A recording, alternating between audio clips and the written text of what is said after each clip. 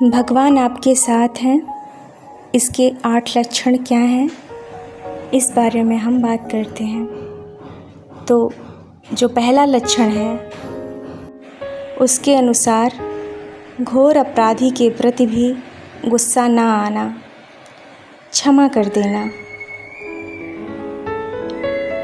ये हरि की कृपा का लक्षण होता है। दूसरा लक्षण होता है अनुसूया। वो कभी भी किसी अर्थात किसी के गुणों में दोष ढूंढना, ये हरि कृपा प्राप्त मनुष्य में नहीं होता। जिस पर हरि की कृपा प्राप्त होती है, वो इंसान हर किसी में अवगुण नहीं ढूंढता। तीसरा लक्षण है, वह बाहर से और भीतर से पवित्र होता है। निश्चलता, दयालुता, ये अंदर के भाव की स्वच्छता है। चौथा लक्षण है, ऐसे कार्यों का अनुष्ठान ना करें जिसमें हमारा भजन छूटता है, सत्य छूटता है और भजन छूटता है और भगवत भाव छूटता है। ऐसे कार्यों का अनुष्ठान ना करें। जैसे एक कोई व्यक्ति बहुत ही ज़्यादा पूजा पाठ करता है, पर उसका व्यवसाय है मांस बेचना, तो उसके पूजा पाठ अच्छे कर्मों का कोई अर्थ नहीं है। तो इस प्रकार के कार्य ना करें जिससे कि हमारा भगवत भाव छूटे। अगला है अपने भजन से अपने लिए कुछ ना चाहना, अपना भजन अपने प्रयोग में ना लाना। जब कोई भाव आप अपने लिए करेंगे तो देव भाव होगा। देव भाव किसी विषय का मांग होगा। विषय पूर्ति देव का फल नहीं होता, बल्कि विषय का फल होता है, जबकि देव विषय निवृत्ति का फल होता है।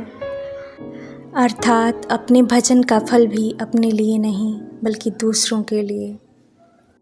अर्थात भजन से भी किसी अन्य सुख की चाह नहीं होती। भजन का फल भजन बनता है कि हे प्रभु, हम आपका भजन कर रहे हैं और इसी प्रकार से आपका भजन करते रहें जीवन भर। हमें किसी चीज़ की इच्छा नहीं है।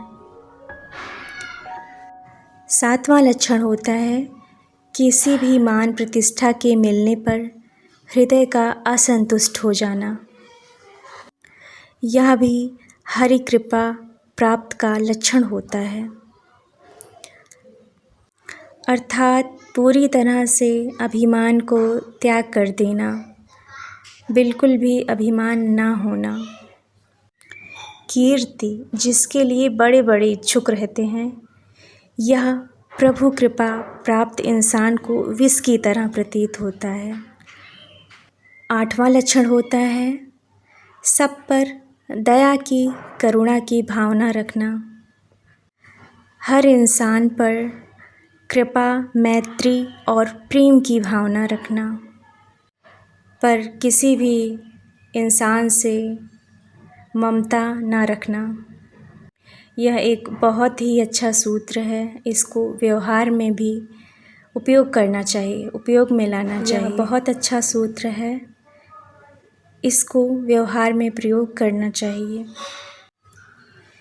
इसी प्रकार से गीता में भी लिखा गया है कि संबंध में यह ममता जो होता है, यह जहर होता है। विचारों में अहंकार जहर है, कर्मों में आसक्ति जहर है।